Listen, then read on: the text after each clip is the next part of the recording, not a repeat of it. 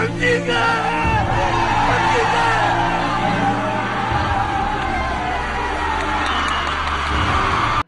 आज हमारा कक्षा 12वीं का भौतिक शास्त्र फिजिक्स का एमपी बोर्ड एग्जाम 26 का पेपर था। हमें फिजिक्स की तैयारी के लिए मात्र 2 दिन का समय दिया गया था, 2 दिन का गैप था और 2 दिन में हमने कहा रात दिन जी तोड़ मेहनत की है। और आपने अगर मेरे साथ मेहनत की होगी तो गारंटी के साथ दोस्तों इस पेपर के हो जाने के बाद आप यही कहते होंगे आग लगा दी, आग लगा दी, आग लगा दी, आग लगा दी।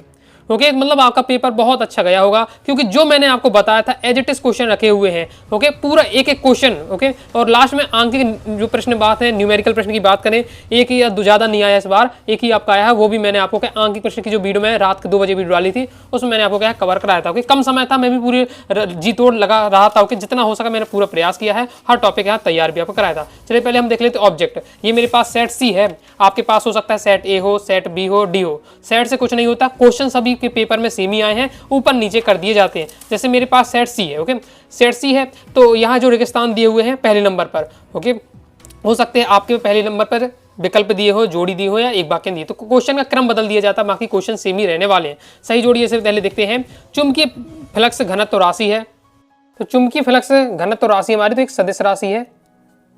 चुंबकीय फ्लक्स क्या होता है इसे समझाया था, बताया था, इसका मात्रा क्या होता है, वेबर होता है। ओके फिर जल रोधक में किरणों के लैंपों का उपयोग जीवाणुओं को मारने में होता है, तो कौन सी किरणों का प्रयोग होता है, पराबैंगनी किरणों का, पराबैंगनी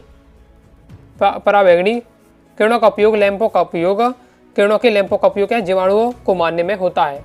मैंने आपको इस टाइप से तैयार कराया था कि जीवाणु नाशक के रूप में तरंगों का उपयोग किया जाता है, तो पराबैंगनी तरंगों का। नेक्स्ट देख लेते हैं। एक अध्रुवित तरंग के लिए विस्थापन समय के साथ यादृच्छिक बदलता रहता है, यद्यपि यह सदैव तरंग संचरण की दिशा के लंबवत होते हैं, तो वो जगह लंबवत रहता है।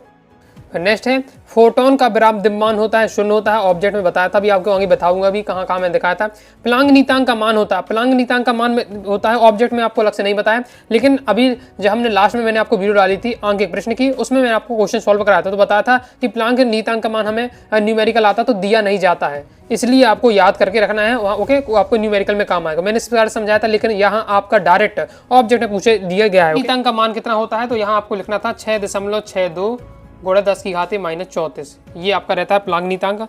और आप देखें तो ये देखिए आपकी न्यूमेरिकल की वीडियो है, इसलिए मैं तो कहता हूँ कि कहीं का नॉलेज आपका क्या है, कहीं काम आ रहा है। देखिए यहाँ मैंने आपको न्यूमेरिकल की वीडियो है, आपको ये ऑब्जेक्ट में प्रैक्टिस करा रहा हूँ, जिसमें आपको प्लांक नीतांक मैं आपको बता रहा था कि आपके ऑब्जेक्ट में आपको क्या है, क्वेश्चन में नहीं बताएगा, आपको याद रख के रखना है। और यहाँ आपका सीधे ऑब्जेक्ट में पूछ लिया गया है। ओके जर्मेनियम डायोड के लिए देहरी बोधता लगभग वोल्ट होती है, तो ये मैंने यहाँ आपको नहीं तैयार कराया था। ओके नोट्स में आपके दिया हुआ है, बाकी डायरेक्ट अभी मैंने आपको ये 2 दिन की तैयारी में नहीं बताया। ओके तो लगभग क्या होती है 0.3 वोल्ट होती है। नेक्स्ट देख लेते हैं। आ जाती हैं सही जोड़ियाँ। सही जोड़ियाँ हैं विद्युत फ्लक्स, तो जो विद्युत फ्लक्स हो जाएगा हमारा, विद्युत फ्लक्स होता है हमारा वोल्ट मीटर, तो वोल्ट मीटर हो जाएगा विद्युत फ्लक्स, तो ए नंबर का है। विभव प्रवणता, तो विभव प्रवणता हो जाएगा हमारा वोल्ट मीटर इनवर्स। फिर आपका चुंबकीय फ्लक्स, चुंबकीय फ्लक्स हो जाएगा वोल्ट सेकेंड। गतिज विद्युत वाहक बल, तो गतिज विद्युत वाहक बल हो जाएगा आपका वोल्ट। परिनालिका के अंदर चुंबकीय क्षेत्र, तो परिनालिका के अंदर चुंबकीय क्षेत्र होता है आपका ये वाला होगा पहला वाला। और फिर परिनालिका के एक सिरे पर चुंबकीय क्षेत्र, तो होने वाला आपका ये वाला, ये लास्ट बचता हमारा। तो हो जाती है आपकी सही जोड़ियाँ। अब जोड़ी की देखिए वस्तुनिष्ठ में बताऊँ तो टॉप 100 में मैंने आपको यहाँ देखिए जोड़ी में ये बताया था, विभव प्रवणता का देखिए मात्रक हमसे पूछ लिया गया है, विद्युत फ्लक्स वाला पूछ लिया गया है। इसके साथ ही ये वाला भी आपका आ गया है। ओके आपका धारा घनत्व वाला, ओके धारा घनत्व वाला ये भी संबंध आएगा, जिसको ओम के नियम के रूप में यहाँ पूछा गया, क्वेश्चन को घुमा दिया गया है। अभी मैं आपको आगे बता रहा हूँ, एक शब्द एक वाक्य में आपका ये क्वेश्चन इस प्रकार से था। ओके पहले ही हमारा कि धारा घनत्व विशिष्ट चालकता एवं विद्युत क्षेत्र की तीव्रता के पदों में ओम का नियम लिखिए। अब ओम का नियम बताना था, लेकिन इनकी पदों में बताना था। ओके यानी जो हमने यहाँ क्वेश्चन में आपको समझाया था, क्वेश्चन भी आपका एग्जाम में आया है, जब मैं आपको ये सब बता रहा था। ओके कि अनुगण वेग, धारा घनत्व, अनुगण वेग में संबंध, उसके साथ ही ओके तो यहाँ हमने क्या है इस चीज़ को कवर किया था। तो ये आपको यहाँ लिखना था, जे बराबर होता है आपका जे बराबर सिग्मा ई। ओके इस प्रकार से आपको लिखना था। नेक्स्ट क्या है चुंबकशीलता का विमीय सूत्र लिखिए। तो चुंबकशीलता का विमीय सूत्र आपका क्या लिखना था, यहाँ आपको लिखना था ml टी की पावर -2 और a की पावर -2, ये आपका आंसर होता है। ओके ये आपको यहाँ आंसर रहने वाला था। इस प्रकार से। ओके, इसके बाद नेक्स्ट हमारा LCR परिपथ का प्रतिबाधा का सूत्र लिखिए। अब ये पूछे भैया ये कब बताया था आपने, जब मैंने आपको फॉर्मूला तैयार कराया था, मैंने कहा था कि फॉर्मूला जरूर तैयार करके रखना है क्योंकि ऑब्जेक्ट में पूछा जाता है और न्यूमेरिकल में आपकी हेल्प करेगा अगर न्यूमेरिकल से बनते हैं। तो देखिए आपको फॉर्मूला में मैंने आपको यह कवर कराया था।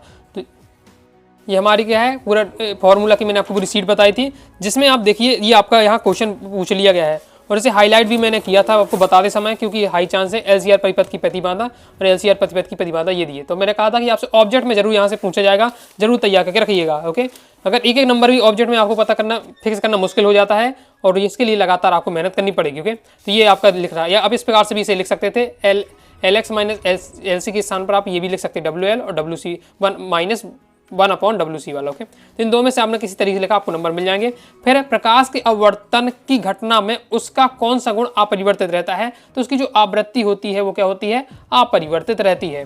P प्रकार के अर्धचालक में बहुसंख्यक आवेश कौन होते हैं, तो बहुसंख्यक आवेश होल होते हैं। ऑब्जेक्ट में मैंने आपको बताया था, एक बार नहीं कई बार मैंने बताया, क्वेश्चन आंसर समझाते ही बताया था। ट्रिक क्या बताई थी कि जब P बनाते हैं तो P बनाते समय होल बन रहा, P बना रहे हैं, P बनाते समय होल बन रहा है, यानी बहुसंख्यक के P में क्या होंगे, होल होंगे। P में क्या है, होल है, P में देख सकते हैं आप होल है, इसलिए इसमें बहुसंख्यक क्या होता है, होल होता है। और N में बहुसंख्यक इसलिए इलेक्ट्रॉन होगा। तो इस तरीके से मैंने आपको बताया था। और देखिए जो हमारे ये मैंने आपको वस्तुनिष्ठ प्रैक्टिस कराई थी, उसमें भी आप देख सकते हैं सबसे लास्ट में दिया हुआ है, P प्रकार के चालक में बहुसंख्यक आवेश होता है तो होल होता है। ओके, तो नेक्स्ट देख लेते हैं। नेक्स्ट आ जाते हैं हमारे विकल्प देख लेते हैं। आदर्श विद्युत द्विध्रुव का आकार होता है, तो आदर्श विद्युत द्विध्रुव का आकार, आदर्श विद्युत द्विध्रुव का आकार क्या है, शून्य माना गया है। ओके, शून्य होता है। पृथ्वी का मानक विभव शून्य होता है, ये तो मैंने आपको ऑब्जेक्ट में कई बार कवर कराया था। टॉप 100 वाले में भी देखिए आपका था विकल्प में बताया था, रेगिस्तान में बताया था मैंने, पृथ्वी का विद्युत विभव शून्य होता है। फिर अवरत तरंगों की तरंगदैर्घ्य परास कितनी होती है, तो आंसर इसमें आपका रहने वाला था 700 नैनोमीटर से आपका एक mm। ओके, तो यहाँ दोस्तों आपको दृश्य तरंगों का बताया था, तो बताया था कि सभी का आपको यहाँ मैन पढ़ के रखना है, पढ़ना है, किसी न किसी का पूछा जाता है। ओके, पहले दृश्य तरंगों का आया था प्रीवियस ईयर में, तो अब आपका अवरत तरंगों का तरंगदैर्घ्य परास पूछ लिया गया है। फिर नेक्स्ट, यदि आपतन कोण का मान किसी तल पर 60 डिग्री, तो अब तल पर परावर्तन कोण का मान, हम रूल पढ़ते हैं आपतन कोण का मान परावर्तन कोण के मान के बराबर होना चाहिए, तो 60 डिग्री तो ये 60 डिग्री होना चाहिए। इलेक्ट्रॉन का विशिष्ट आवेश होता है, ये तो मैंने आपको कई जगह कवर कराया था। ओके, लेकिन देखिए कंफ्यूजन करने के लिए हम माइनस भी लगा दिया, ऊपर घात में नहीं लगाया, तो बिना माइनस वाला होता है आपका। ओके, 1.76 मल्टीप्लाई 10 की पावर 11। ओके, -11 नहीं होता है, तो कंफ्यूजन करने के लिए भी दे दिया गया। ओके, पीएन संधि डायोड में अक्षय परत की मोटाई होती है, तो इसका आपका राइट आंसर होने वाला है ये वाला। ओके, इसे हमने दोस्तों क्या सप्ताह संधि ही कवर किया था। इलेक्ट्रॉन के विशेष आवेश का स्वीकृत मान 1.76 × 10⁻11। फिर आगे हमने दोबारा रिपीट में भी इसे पढ़ाया था। ओके, तो इसे हमने क्या है 2-3 जगह पढ़ा था। फिर नेक्स्ट देख लेते हैं। इसके बाद इंग्लिश मीडियम वाले विद्यार्थियों को दिया है सत्य असत देख लेते हैं। सत्य असत में गुणक कारक होगा हमारा ये वाला, तो ये हमारा सत्य है पहला। अब दूसरा क्वेश्चन को देखिएगा, विवर्तन की घटना में ऊर्जा का पुनर्वितरण होता है। ओके, नेक्स्ट है उपयुक्त तापन के द्वारा इलेक्ट्रॉन का पर्याप्त तापीय ऊर्जा दी जाती है जिससे कि वे धातु के बाहर आ सकते हैं। तो यही आपका रासायनिक उत्सर्जन से मेन बात हो रही, तो ये आपका सत्य हो जाएगा। फिर वाई अक्ष के निम्न ऊर्जा के फोटोन उत्सर्जित होते हैं, तो ये हमारा दोस्तों असत्य हो जाएगा। फिर नेक्स्ट है अर्धचालकों का ताप बढ़ाने पर उनकी चालकता कम हो जाती है, तो ये भी आपका क्या असत्य हो जाएगा। ये भी हमने दोस्तों क्या है सत्य असत्य में देखा था। टॉप 100 वाले से हमारा ये क्या है क्वेश्चन था। ओके, आप ये देखिए ताप बढ़ाने पर अर्धचालक की चालकता घटती है, तो आपका ये असत्य हो जाएगा और यही क्वेश्चन आपका यहाँ दिया हुआ है। इसके साथ ही दोस्तों मैंने आपको यहाँ पढ़ाया था आपका फोटोन का विरामद्रव्यमान होता है 0 होता है, और ये क्वेश्चन भी आपका यहाँ देखिए पूछा गया है। ओके, तो इसलिए मैं कहता हूँ कि वस्तुनिष्ठ क्या बिल्कुल कोई भी फिक्स नहीं बता सकता कि बस ये पढ़ लो तो आपका हो जाएगा। वस्तुनिष्ठ आप तभी कंप्लीट कर पाएंगे जब आपने क्या है लगातार क्या है तैयारी आप करते जाते हो, लगातार तैयारी करते जाते हैं। ओके, तो बहुत सारे आप वस्तुनिष्ठ प्रैक्टिस कर लेते तो आपका क्या माइंड फिक्स हो जाता है और उन्हीं में से हाई चांस पर आपके आते हैं। ओके, जैसा कि हमने देखा। अब हम मैन बात करते हैं क्वेश्चन आंसर की। हमारे क्वेश्चन आंसर के क्रम से बेहतर करते हैं, जो हमने पढ़ा उसमें आया नहीं आया। ओके, और आपसे कितने नंबर का देखिए पेपर बना है दोस्तों कमेंट बॉक्स में जरूर बताइएगा। सबसे पहले दोस्तों हम छठवें क्वेश्चन की बात करते हैं। तो छठवें क्वेश्चन में दोस्तों बात करें तो मैंने आपको ये तैयार किया था, ये आपको तैयार कराया था। 1 ग्राम पदार्थ के समतुल्य ऊर्जा का परिकलन कीजिए। Same as it is question आंकिक प्रश्न में दोस्तों मैंने आपको कवर कराया था। ओके, टॉपर सीरीज की आप प्लेलिस्ट में जाएंगे तो आप देखिएगा आंकिक प्रश्न, रात को मैंने 2 बजे वीडियो डाली थी ये वाली आंकिक प्रश्न की। ओके, जिसमें दोस्तों मैंने आपको देखिए ये वाला पूरा कराया था, एक पदार्थ के समतुल्य ऊर्जा का परिकलन कीजिए। और लास्ट ईयर भी ऐसा ही हुआ था, लास्ट ईयर भी ऐसे ही कम समय था, तो लास्ट ईयर मैंने वीडियो डाली थी आंकिक प्रश्न की, उसी से जो न्यूमेरिकल आया था वो भी इसी टाइप मैंने आपको वीडियो बताई थी, उसमें भी से फंसा था। ओके, और ज़्यादा नहीं, मैंने 10-15 ही आपको न्यूमेरिकल यहाँ पर रेस्ट कराए थे और उन्हीं में से आपका आ गया। ओके, फिर नेक्स्ट देखिएगा। ओके, जब मैं ये वीडियो बना रहा था आंकिक प्रश्न वाली, तो मैंने सोचा अब समय निकल चुका है। ओके, और इतने 10-15 मैं प्रैक्टिस करा दूंगा तो उसमें हो ही क्या जाएगा, इतने सारे न्यूमेरिकल कुछ भी आ सकता है। और मेरा उद्देश्य सही था, मेरा पूरा उद्देश्य है कि आपको अच्छा स्कोर कराऊं, पूरी मेहनत कर रहा था। तो देखिए उसमें क्या है, जो मैंने आपको बताया वो आपका एजिटेस है, हाँ उन्हीं में से आ गया 5 ही 10 में से। ओके, नहीं तो क्या है, बहुत सारे हम क्या है लगातार पढ़ते रहते, 100 तक प्रैक्टिस कर लेते, फिर भी एजिटेस नहीं आ पाता है। नेक्स्ट वाले देखिए, मैंने आपको ये तैयार कराया था, दिखाइए कि विद्युत क्षेत्र के किसी समांतर पृष्ठ से गुजरने वाला विद्युत फ्लक्स का मान 0 होता है। ये आपका देखिए रखा हुआ है। ओके, सिद्ध कीजिए कि विद्युत क्षेत्र के समांतर पृष्ठ से गुजरने वाला विद्युत फ्लक्स का मान 0 होता है। और एक ही दो लाइन का आपका आंसर था। इसके बाद आगे नेक्स्ट देख लेते हैं। नेक्स्ट हमने देखा इसमें आंतरिक प्रतिरोध क्या है, इसका बीमीय सूत्र। ओके, ओमीय और अनोमीय प्रतिरोध भी बिल्कुल आपका सिंपल था। ओके, ऑब्जेक्ट में हम समझते ही रहते हैं। बाकी अगर क्वेश्चन में देखें तो आंतरिक प्रतिरोध क्या है, वो इसका बीमीय सूत्र, वो कब मैंने समझा था जब आपको इस क्वेश्चन को मैं बता रहा था। ओके, विद्युत वेग और धारा घनत्व का अनुरण वेग में संबंध बताया था कि बहुत समय से नहीं आएगा, तो आप तो आ चुका है और इसी समय मैंने आपको ये तैयार कराया था। तो ये आपको सबसे पहले आंतरिक प्रतिरोध मैंने आपको समझाया था जब मैं आपको ये बता रहा था कि किसी सेल के आंतरिक प्रतिरोध विद्युत भागबल विभवांतर में के साथ संबंध, जो क्वेश्चन आपका भी अभी एग्जाम में आया भी था। इस क्वेश्चन को समझाते समय आंतरिक प्रतिरोध जो बताया था वही आपको यहाँ लिख देना था। एम्पियर का परिपथ नियम, और ये रखा है एम्पियर का परिपथ नियम, ये आपका रखा हुआ है एम्पियर का परिपथ नियम। ओके, जिसे हमने तैयार कराया था। फिर आगे देख लेते हैं। और मैं आपको क्या कह रहा हूँ कि जैसे आपके 2 क्वेश्चन करने पड़ते हैं, 2 में से हम अपना अगर आप मेरे साथ तैयार किए तो एक तो क्वेश्चन आप करके ही एग्जाम में आए होंगे। विद्युत चुम्बकीय तरंगों के बारे में इतना पढ़ा तो आप उसके बारे में 2 गुण आसानी से आप लिख सकते थे। अब देखिए ये वाला क्वेश्चन आप देखिए, घटती आवृत्ति क्रम में विभिन्न विद्युत चुम्बकीय तरंगों के नाम लिखिए। अब मैंने आपको जो क्वेश्चन की तैयारी कराई थी वो बताई थी बढ़ते तरंग दैर्घ्य क्रम में, बढ़ते तरंग दैर्घ्य क्रम में आपको यही पूरी लिखना था। बस इसमें क्या है, अब घटते आपको बनाना है घटती आवृत्ति, तो सबसे घटती आवृत्ति यानी सबसे ज्यादा वाली आवृत्ति लिखना है। तो गामा की जब सबसे कम तरंग दैर्घ्य गामा की है तो अधिक आवृत्ति किसकी, गामा की होगी। ओके, उल्टा ही होता है। तो ये चिन्ह बस इस टाइप का बनाना, बाकी लिखना यही था आपको। ओके, गामा तरक्की आपको साइड सबसे ज्यादा आवृत्ति की दिखाना में, तरंग दैर्घ्य सबसे कम होती है, आवृत्ति सबसे ज्यादा होती है, तो आप बड़ा इस साइड होगा क्योंकि ये बात होती है। चिन्ह आपको साइड बदलना है, बाकी इसी तरीके से आपको लिखना है। थोड़ा सा आपको यहाँ दिमाग लगाना था। ओके, नेक्स्ट वाला देखिए, नेक्स्ट वाले में हमने ये वाला कवर किया था, इसमें आपको ये कवर हो जाता है, इसमें आप ये कवर किया था हमने। आंकिक प्रश्न दोस्तों हमने जब देखा था एक पदार्थ का आपको समतुल्य बताया, तो यहाँ हमने प्रैक्टिस किया था। सेम आप देखिए, किसी छोटी दूरबीन अभिदर्शक की फोकस दूरी 144 सेंटीमीटर, नेतिका की फोकस दूरी 6 सेंटीमीटर है।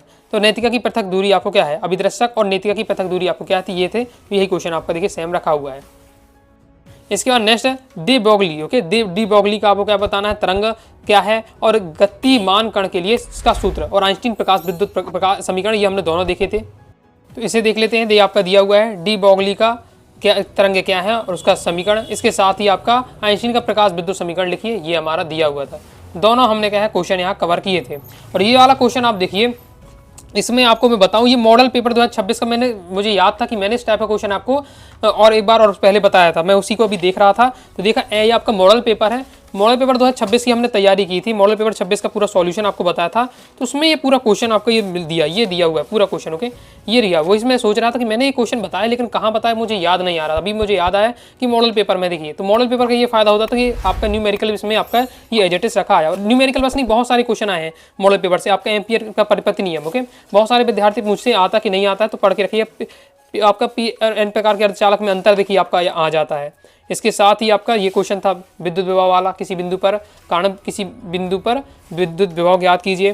फिर ये क्वेश्चन आपका भी देखिए आया, मैं आपको बोर्ड एग्जाम में पूर्णांतिक परावर्तन की घटना है, इसकी शर्तें आई हैं, क्रांतिक और अपवर्तन में संबंध आपको तैयार कराया था। तो ये आपको यहाँ तैयार कराया था और आपके मेन एग्जाम में आपके ये क्वेश्चन रखा मिला हुआ है।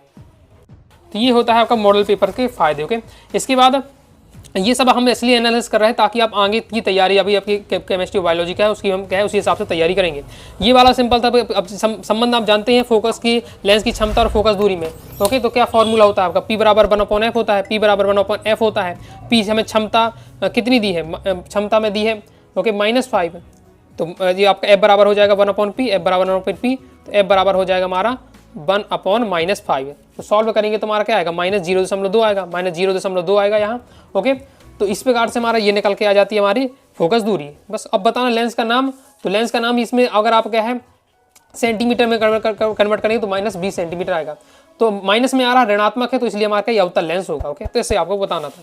नेक्स्ट है हमारा एन प्रकार और पी प्रकार के अर्धचालकों में 3 अंतर बता चुका था। 2 नंबर वाले क्वेश्चन बताया था, सबसे लास्ट वाली पार्ट नंबर 3 वाली वीडियो देखिए, सबसे लास्ट में देखिएगा। कहा था कि आपके जो अर्धचालक वाला चैप्टर है, यहाँ से आपका निर्ज और आपके बाह्य अर्धचालक में अंतर आता है, और पी प्रकार के अर्धचालक एन प्रकार के अर्धचालक में अंतर आता है।